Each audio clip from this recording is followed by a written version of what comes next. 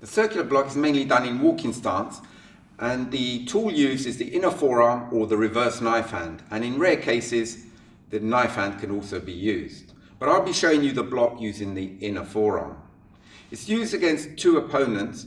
The opponent in front will be doing a low front kick, and you scoop the leg out of the way so it gets out of line from the target, and it puts the opponent in an untenable position, and then you block out to the side front where the second opponent will be attacking.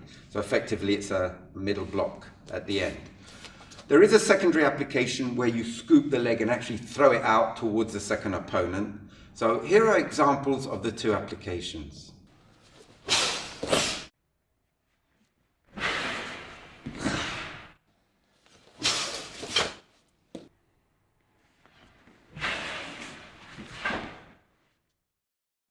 To practice the block, adopt a walking stance and start with your arms open, but not too wide.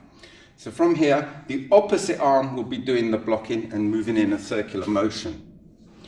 So it's opposite to your front leg. You need to get low to block the low kick, so you need to drop your body by bending the back leg and heel off the ground. But it also helps to drop the shoulder and go half facing, so that will in effect lower this arm to scoop the leg well. Then you raise the body, continuing with the circular motion. That will help to deflect the kick out of line of the target. And then you continue going up with the blocking arm underneath, palms facing out. And as you can see, this is a good position for performing the middle block at the end. And it's worth throwing your body weight into the second block. As you turn away, just jerk it this way. But throughout the motion, keep your shoulder down and remain half facing. Even though you're turning this way, you're still half facing the second opponent. You're supposed to be half facing both opponents. So when you catch the first one, you're half facing here. But when you catch the second one, you're still half facing, even though you turn this way. I've often seen it done full facing and then turning away at the end. Now there's a few problems with this. If you're full facing, your arm doesn't go low enough. And then even if you manage to scoop the leg, it's very difficult to deflect it because you're crossing your arm over too much. And then if you go turning away from the block, you're taking the mass away from the block, which weakens it. And if you're using a second application where you want to throw the leg out, bringing your body away doesn't make sense. If you want to push something, you push your way into it, not away. So you need to throw your weight into it, whether you're blocking or just throwing the leg out. So a lot of people may argue that by turning your body in, you're going to end up full facing, but not really. You've got to be half facing both opponents. So when you're blocking the first one, you're half facing here. And when you do the second block, you're still half facing the second opponent, even if you turn in. Because if I hold that position and move my stance, you can see I'm in a good half-facing position. If I change my stance back, I'm still half-facing. If you do it the other way, where you're full-facing and turn away, in effect, you're side-facing, almost side-facing the second opponent. Because if I change my stance, you can see that shoulder's too far back, and it's a very awkward position. So like that, no need. So your body's going to be facing about there. 1, 2, like that. But you're still half-facing the opponent. The next stage is to do it as a spot technique from parallel stance.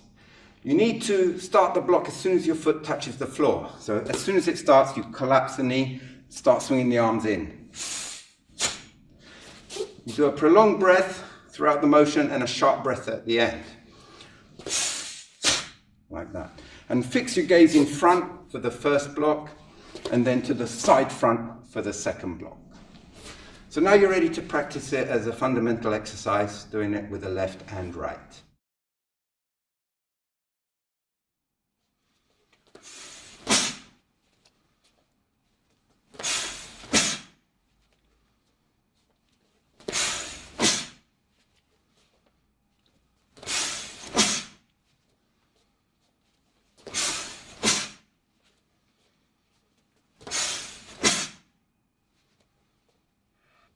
I've seen many different interpretations of this block, and if you're an instructor and you teach it differently, or you're a student and your instructor teaches you differently, well, if you're a student, you must always do it the way your instructor tells you, but all instructors should review what they're teaching and try to teach the right way.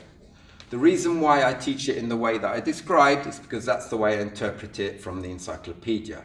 General Che wrote that the block should be half facing with the shoulder down at the moment of the block. And my interpretation is the moment of the block is the initial block as well as the second block.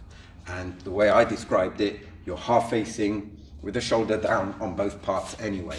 But I know many instructors interpret it to mean to be half facing, shoulder down only on the second part of the block. So if you have a different interpretation, please leave a comment. I'm always interested to hear them. So that's it for circular block. That's one of the movements in Wonyotul, and I'll be covering that very soon. So please join me for my next Taekwondo lesson and subscribe if you haven't done so already. I'll see you next time. Goodbye.